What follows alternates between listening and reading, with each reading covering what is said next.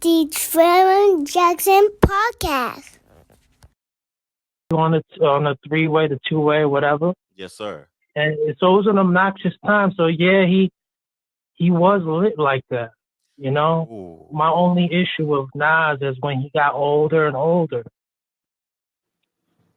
What about him getting older?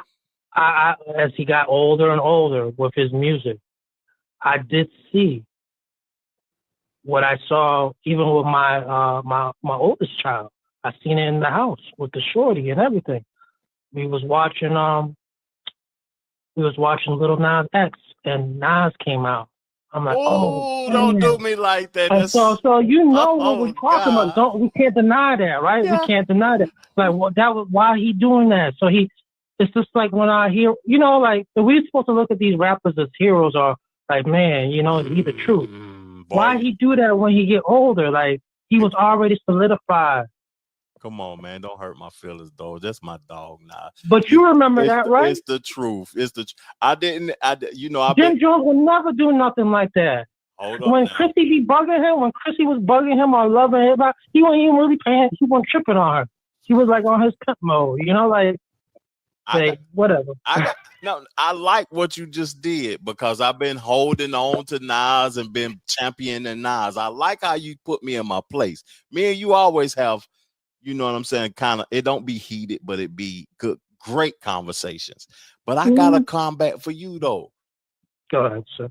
Now, when we seen all of this 9 Trey stuff, this Tekashi 6ix9ine and Jim Jones being recorded and stuff, you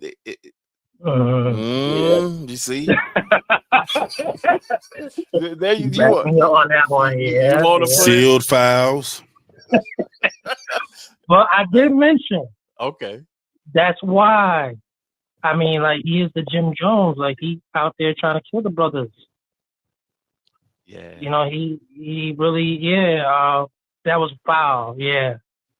That was foul. And what he was saying, he was trying to implicate others. He did. Correct? I appreciate this conversation because you just put it into context that both of these brothers really it's no reason to be celebrating men. I deal with Nas 24/7 over Jim Jones every day of the week. Yeah, me too. I mean, like every day of the week. You know, he made that. I don't know why he did. What type of bag? It's not like he was dancing around with the young queen. You know? But he compromised himself for the bag, though. Yeah, like if that was his first award show or something. Like, okay, no, it wasn't. Let me let my boy get in here, Guy Jackson, so he can give a perspective on what's being said. What's your thoughts on what's being said so far, Guy? I mean, for me, I feel like, you know, when it comes to Nas and Jim Jones, I don't remember that quite. You know, just with the Lil Nas X, I never paid attention to it because I don't watch Lil Nas X, never have.